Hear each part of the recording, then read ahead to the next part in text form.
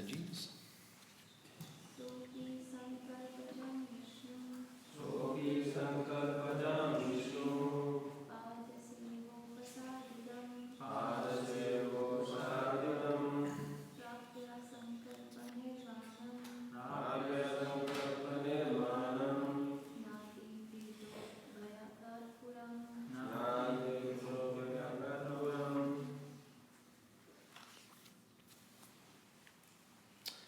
Saha, he, Dhruva Maharaj.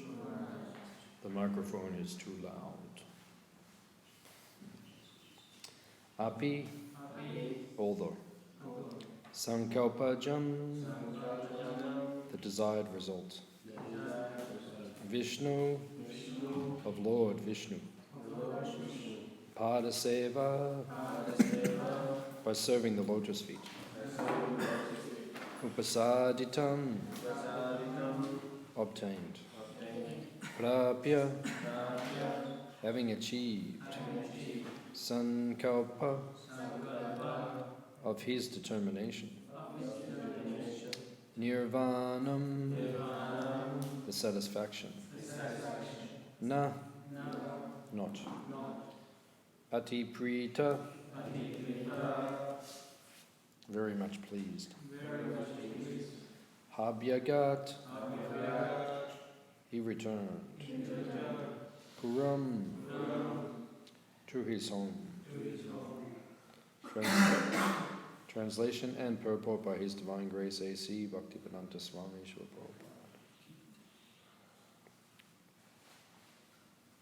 Despite having achieved the desired result of his determination by worshipping the lotus feet of the Lord, Dhruva Maharaj was not very pleased, thus he returned to his home. Translation responsibly. Despite having achieved the desired result of his determination by worshipping the lotus feet of the Lord, Dhruva Maharaj was not very pleased. Thus he returned to his home. Purport. By worshipping the lotus feet of the Lord in devotional service, as instructed by Narad Muni, Dhruva Maharaj achieved the desired result. His desire was to get a very exalted position, excelling that of his father, grandfather, and great-grandfather. And although it was a somewhat childish determination because Dhruva Maharaj was nothing but a small child, Lord Vishnu, the Supreme Personality of Godhead, is so kind and merciful that he fulfilled Dhruva's desire. Dhruva Maharaj wanted a residence more exalted than ever occupied by anyone else in his family. Therefore, he was offered the planet in which the Lord personally resides.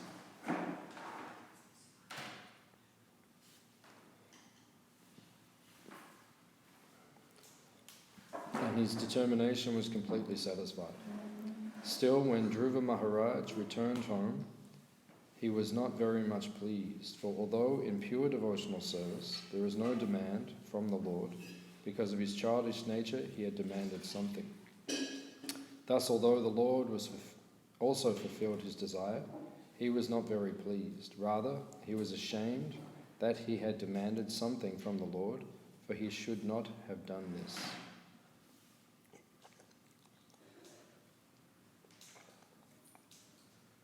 Omagyan Dimarandasya Gananjana Shalakaya Chakshun Mulitam Yena Tasmai Shri Gurave Namaha Shri Chaitanya Manobishtam Stapitam Yena Bhutale Swayam Rupa Kadamayam Tadati Swavadantikam Pancha Kalpata Rubhyascha Kripa Sindhu Bhyevacha Petitanam Pavanebhyo Vaishnavebhyo Namo Namaha Jai Shri Krishna Chaitanya Prabhu Nityananda Shri Advaita Gadadha Srivasadi Gaura Bhaktavrinda Hare Krishna Krishna Krishna Hare Hare Hare Rama Rama Rama Hare Hare.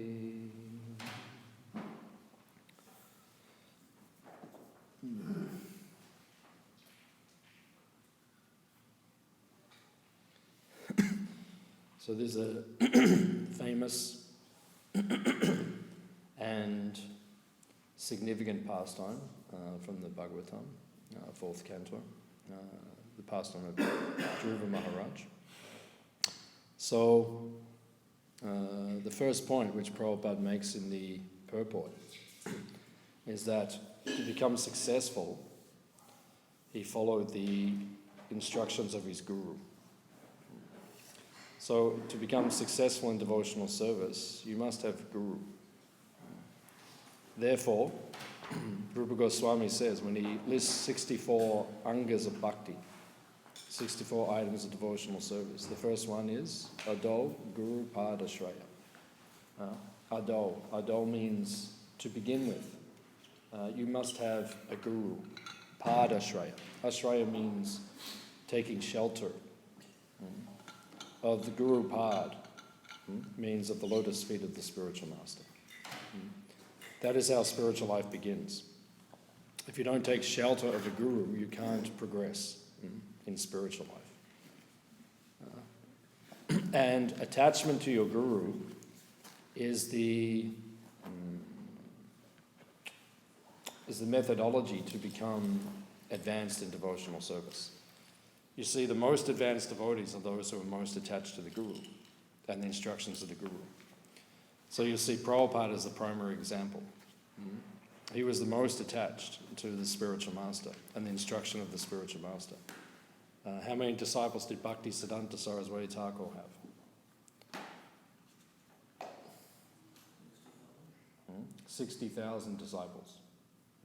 So many disciples were there, but who was the most attached to the order and to the guru himself? It was Prabhupada, right? Because the instruction was given, but Prabhupada was completely fixed on that instruction. The instruction wasn't just given to Prabhupada, it was given to many people. But Prabhupada had the most attachment to the instruction, completely dedicated. And Prabhupada himself said he was studying the commentaries of Vishwanath Chakravarti Thakur, Baladev Vijayabhushana on the Bhagavad Gita. So when you read the Bhagavad Gita in the introduction, or even before the introduction, when you open the opening page, Prabhupada said he dedicates his commentary on the Bhagavad Gita as it is to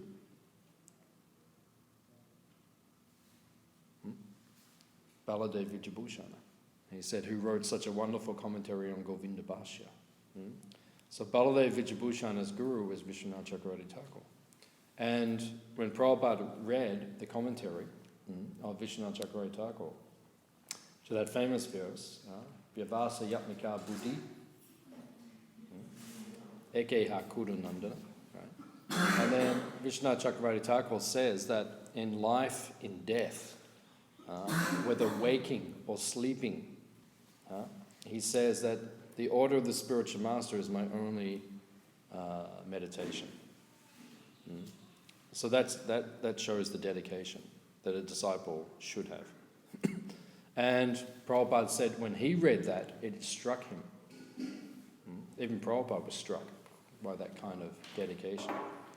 So then Prabhupada said, go to the West. You are an intelligent young man. Go to the West and preach the message of Sri Chaitanya Dev in the English language. So then, getting that instruction from Bhaktisiddhanta Saraswati Thakur, then Prabhupada began ISKCON, came to the West and established ISKCON, which was an incredibly difficult thing to do. But Prabhupada managed to do it. Why? For one reason, because he was fixed on the order of the spiritual master. So that's where spiritual life begins. You have to take ashraya. You have to take shelter of a spiritual master. And once you take shelter of the spiritual master, then the instruction of the spiritual master has to become the life and soul of the devotee. And Prabhupada says that. He writes that. He says the instruction of the guru is the pride of the disciple. That's what he's fixated on. And this is how we see who is more advanced Which devotee is more advanced? Which devotee is less advanced? No? Which devotee is more advanced? The ones who are more attached to the instruction of the Guru. Those who are not attached to the instruction of the spiritual master are not very advanced in Krishna consciousness. Those who are very attached to the instruction of the Guru, they will serve the Guru's instruction regardless. They'll give their entire life to the Guru's instruction. That's how we understand who is advanced devotee. Just like you go to India, we go through the holy dhams, Mayapur, Puri, Vrindavan, and then you'll see in different temples, sometimes you'll see pujaris or devotees who have been worshipping the same deity for 40 years. Completely, and even in ISKCON we have that example. Pankajangari Prabhu and Jananivas Prabhu. So what is it now? So 18, so it's 40, it's like 46 years or something. 46 years of continuous seva. Not going anywhere, not giving up the instruction. Prabhupada gave the instruction to them to worship the deities there in Mayapur. He gave personal instructions. And they've just become fixated on those instructions and then liberated by those instructions. That's advanced devotional service. So that's what we see, who is advanced, who is not advanced. You get the instruction, but do you follow the instruction? You get the instruction, but do you make it your life? Or is it just something you do for a little bit of time? It's easy to be a devotee for a few months or a few years. That's not difficult. To be a devotee for decades, and not just a devotee for decades, but dedicated for decades, that takes seriousness. Because you see, if you look around, how many devotees have been here since the 1980s? Or the 1970s, right? See 1, 2, 3, 3 or 4 devotees like that. Why are there not more devotees who've been around for a long period of time? Why are we not seeing? Even my Guru Maharaj, this is like 20 years ago or something. And I think he was saying, he made this point, Prabhupada initiated something like 500 devotees in Great Britain. But when they had the disciple gathering, in the late 90s or whatever it was only like 70 disciples there or something, out of 500. Where is everyone? Because who has made the instruction their life and soul? You can do it for a couple of years, that's not a difficult thing. But to keep it forever as your instruction, you will not go anywhere, only focus on your Guru's instructions. You'll become perfect by following those instructions. Like to be peaceful when you walk into the temple. Is an instruction of the spiritual master. To be focused on these things. So this takes advancement in Krishna consciousness. And this is how we see who is advanced. Balaram Prabhu, he was the temple president here in Melbourne before Aniruddha Prabhu. And then he asked Prabhupada actually, just in Melbourne. He said to Prabhupada, what is the qualification to become Brahmin initiated? Second initiated in ISKCON, we say Brahmin initiation. So then Prabhupada said, one must be steady. Because if you're serving the deity, you have to be steady. You have to be there for your service. You can't ring up, I can't make it today. Like that. Devotees do ring up. I mean, if you do it, once in a while because you're sick, that's okay. Oh, Prabhu, I'm really sick, I can't make it, that's okay. No problem. But if you do it regularly, then actually it's not appropriate. Not appropriate. Because it doesn't establish the relationship. I am there sometimes, I'm not there sometimes. Just like you get married. You can't say to the wife and kids, I'm going to have a week off next week. You need to have a break, that's okay. Having a break is okay. Sometimes you say to the wife and kids, actually, I'm having a week off next week. Because I need a break. That's okay. That's okay. It's actually good for the wife and the husband to have time apart sometimes, because it refreshes the relationship. Otherwise, you become over-familiar and then, so it's not a bad thing. But if you're a husband or father or wife, you can't just, regular basis to say, I'm just going away for 10 days. So what is that? Then the partner will say, are you committed to this or not? It doesn't work. It's not successful. Life is like that. So same when you're a disciple. You can't just say, I'm not going to serve. Next 3 weeks, can't do my service. I need a break. You can't just do that. It's not whimsical. Devotional service is not whimsical. If you want to advance, you have to be steady, you have to be fixed. Prabhupada said that is the qualification for becoming Brahman initiated, second initiated. Steady and fixed. So you see here, actually that is the key to success. Prabhupada says in the famous verse, what's the most famous verse in Bhagavad Gita? Mammana bhava bhakto. Yeah, that's one of them. Actually, there's no most famous verse. I'm just saying which is the most famous. No, it's not that one is the most famous, but several are the most famous. So I'm talking about in relation to Guru, then which is the most famous? Yeah, Tadvidi Pranipatina, Padi Prasnina Sivya. So Prabhupada actually said one time, that is the most important verse in the Gita. The whole Bhagavad Gita opens up from that verse. If you realize the purport of that verse, then you become advanced. Then you can understand the Bhagavad Gita. If you don't understand that verse, you won't understand the Bhagavad Gita. So in one sense, it's like a key verse, if not the key verse to the entire Bhagavad Gita. So this is how you become perfect in devotional service. Prabhupada says in the purport to Tadvidi Anipatena, he actually says this is the secret of success in spiritual life. Following the instructions of the Guru. That is how you become successful. If you don't follow the instruction of the Guru with your life and soul, you don't become successful in Krishna consciousness. Hands up if you want to go back to Godhead, Goloka, Vrindavan, live in Krishna Prem forever with Krishna in the spiritual world. Hare Krishna.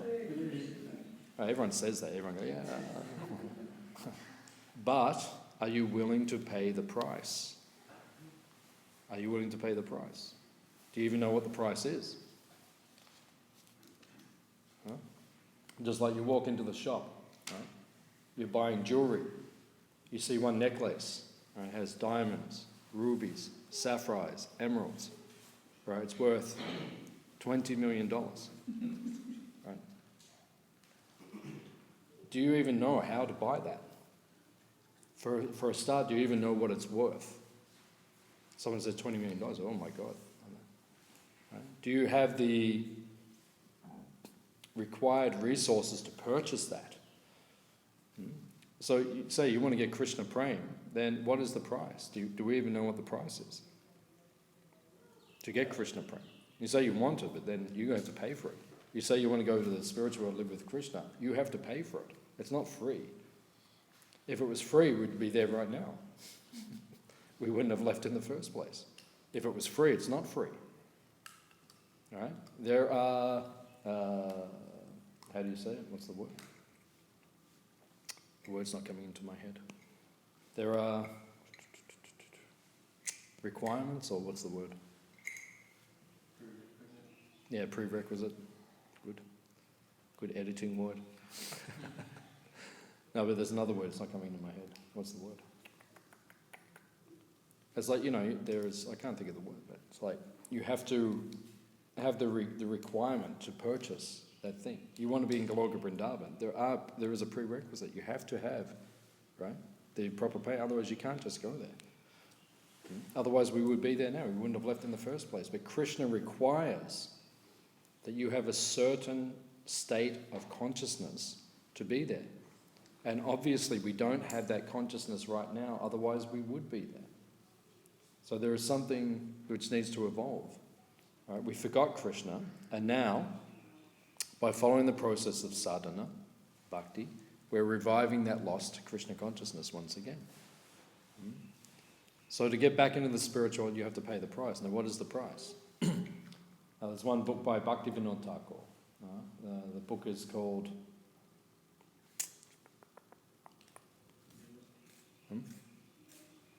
Is it? No, it's not Jayavadana. It's a little book, small book. I can't remember. It's Namhata. I don't know the book's called that, but I apologise, my brain's not working. So that I can see things, but I can't download it. It's not working 100%. It's working about 70% today, so I'm doing my best. But I'll give you the points, so I may not be able to give all the perfect references. But there's a small book by Bhaktivedanta Thakur, I think it's called Namhata, and he says in that, it's called the marketplace for the holy name. Because advancing in Krishna consciousness, our whole advancement is based upon our cultivation of our chanting of the holy name of Krishna. 5 people come, small group. It's hard to make Westerners these days, but 4 of them are chanting regularly now, the holy name. So we spent the whole week going deeply into the process of bhakti, how to become regulated in devotional service. Did you offer your obeisances when you came in? Did you bow down to Krishna? Yeah. You did? Okay. So, in cultivating, and we made this point, right? Your whole spiritual life, your whole spiritual advancement is based on this one point. It's your cultivation in your chanting the holy name of Krishna. That's how you advance. Right? As we said, it's your attachment to Guru. Okay, you're attached to Guru, which means sadhu sangha, shraddha, sadhu sangha. Bhajana kriya, now the Guru says, here is the holy name. Cultivate it. Chant it properly. And we see a lot of devotees chanting. Chanting is not very good, actually. See a lot of the japa and things. See devotees walking around, but not chanting properly, not cultivating the holy name properly. Getting some benefit, but if you really want to get the benefit, that when you're chanting the holy name, according to your level of advancement, you purchase more of Krishna. So when we're establishing a relationship with Krishna, it begins with the name. So there is nama, rupa, guna, lila.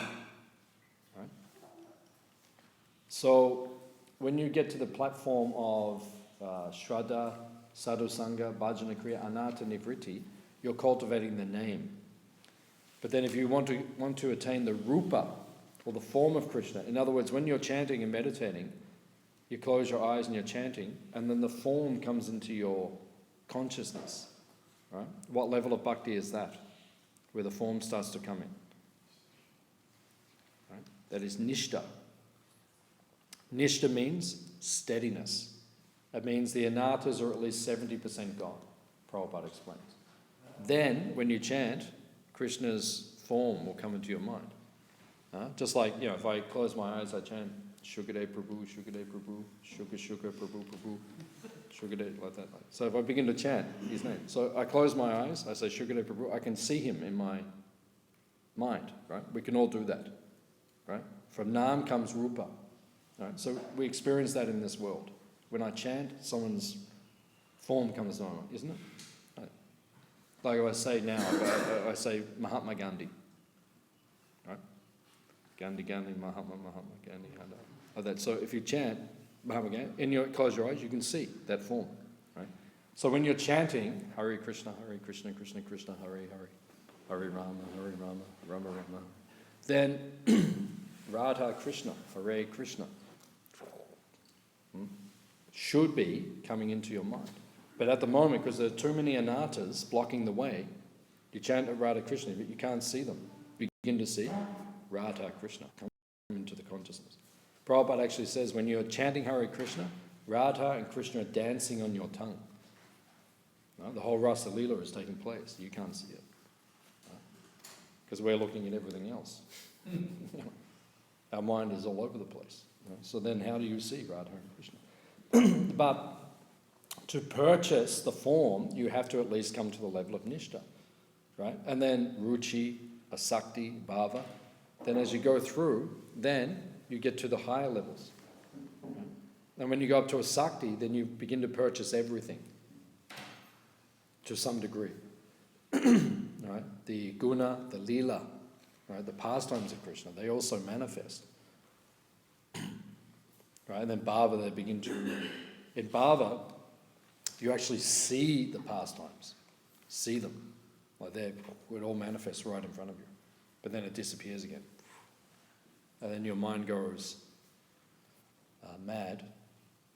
You say, where is it, where is it, where is it? And that brings it closer, brings it closer, and then prema means just full blown. You see it whenever you need to, constantly. Like that. So that's samadhi, that's the higher level.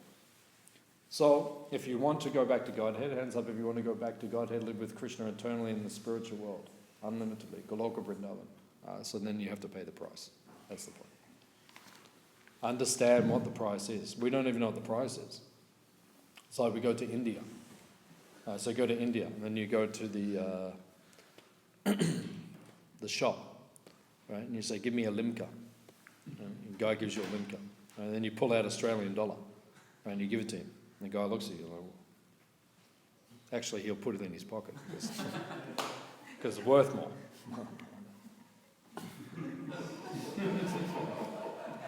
So that's not a very good example. Okay, so I'll do it the other way. Okay, so then you come from India and you arrive in Australia, right? You go to the 7-Eleven and then you say, give me a solo. Yes. Give me a solo. Yeah. So you say, you don't have the price. So this is the problem. We're practicing devotional service. Now, we've been doing devotional service for years sometimes. We don't even know what the currency we're meant to be carrying. Right? You're trying to get Krishna, you don't even know how to get Krishna. Yeah? That's why Prabhupada says, nectar of devotion, and then what is the subheading? The science of? No, the science of what? What does it say? Has anyone here heard of the nectar of devotion? Right, someone get the nectar of devotion, please. No. It says the science of bhakti yoga. Right, it's a science. Science means there's a whole process to this. Yeah? So the chanting is meant to bring Krishna to us. Prabhupada says actually the goal of the Krishna consciousness movement, you can take Krishna by the hand. This is the goal. Take Krishna by the hand like Mother Yashoda and you can lead him. That's the goal. That's prema. And that's what we're heading for. What is our goal?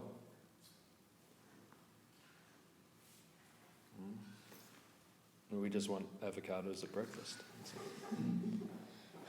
We all have our goals, but it's not the actual goal. So until you actually understand what's the goal, you don't get the goal. So here, it is a cultivation. So why did Dhruva become successful? This pastime is very significant. Every pastime in the Bhagavatam is very significant. What are we learning from this pastime? He became successful. Why and how? Because he was fully fixed on Narada's instructions. No? If you go back earlier in the pastime, Narada says, you do this, you do that, you do this, you do that. Right? And Dhruva just went fixed on it. Could not see anything else. Ekeha Kuru Nandana, fixed. To the point where he disturbed the universe. Right? Everyone began to say, come on, he's actually starting to disturb the universe now. So much so that God himself came to see him. God himself. That's how intense you have to be. If you want God to come and see you, you have to be intense in your devotional life. Tivrena bhakti yogena. Tivra means intense. You have to be intense. And you look at the advanced devotees. Are they intense or not? Who is the most intense devotee you've ever met in your life? Think about it. Who's the most intense devotee? Most intense devotee I ever met was my guru, Small Krishna Goswami. Very intense. And he told me one time, he said, what do you think it was like being with Prabhupada? He said, I'm not intense. And he was very intense. He said, Prabhupada was intense. And Prabhupada had Krishna. So we have to become like Prabhupada. I told that pastime, then Prabhupada woke up Guru Kripa Prabhu. He was a Swami back then.